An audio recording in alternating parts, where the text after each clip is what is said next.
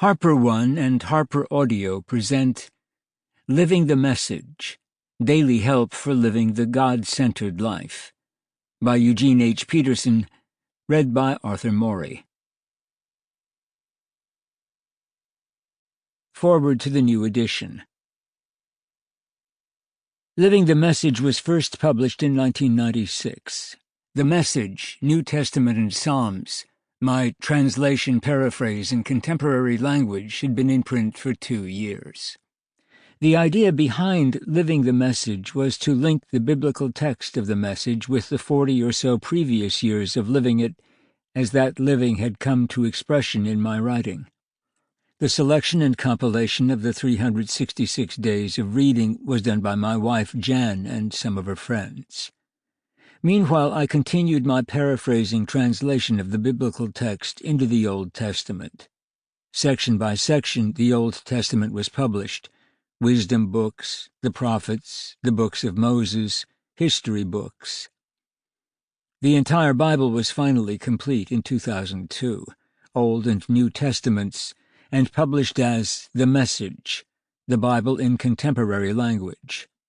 It had been a work of 10 years. With the publication of the complete Message Bible, resulting in a host of new readers, it seemed timely to reissue Living the Message in a fresh edition. It seemed important to do whatever could be done to maintain an awareness of the 40 years of living that preceded and prepared the way for the writing that is now the Message.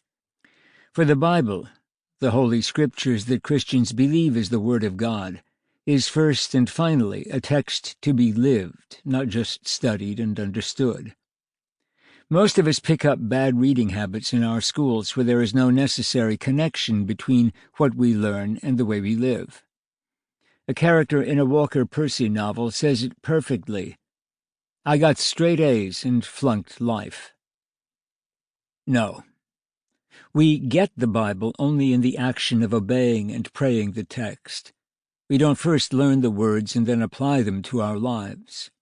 Our first question before the text is not, "What does this mean?" but, "What is there here to obey?" A rabbi I know says that the Bible gets into our hearts primarily through our feet, not our heads. We walk in the ways of the Lord. Deuteronomy chapter 5, verse 23. We run in the ways of his commandments. Psalm 119, verse 32. We follow our Master. Mark chapter 8, verse 34.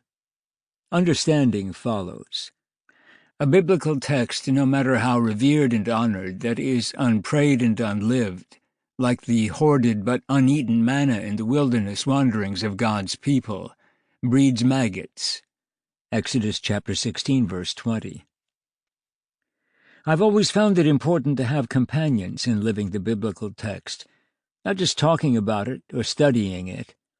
In welcoming the many new readers of The Message, this new edition of Living the Message is a renewed gesture of companionship, a record of some of my own living of the biblical text, insights and metaphors, acts of obedience and formed convictions, witness and prayer, that have gotten expressed in what I have written through the years. Through the generous reception of The Message, I feel that I have entered into a multi-voiced conversation with companions from all over the world who are living this text. Eugene Peterson, June 2003.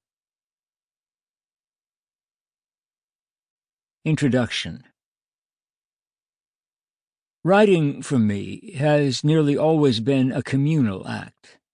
For most of my adult life, I have worked as a pastor and written from the middle of a parish, immersed in a mélange of saints and sinners as they gave voice to pain and joy, sin and holiness, prayers and curses, exclamations and mutterings, truths and lies. I have listened to these voices, and at what I judged to be appropriate times added my voice to them. And from time to time I have written what I have heard and said, "My writing is my witness." An ordinary Christian parish is a wonderful place in which to write. Most, I think I would argue all, of the real action of the world comes into focus there. Birth, Sample complete. Ready to continue?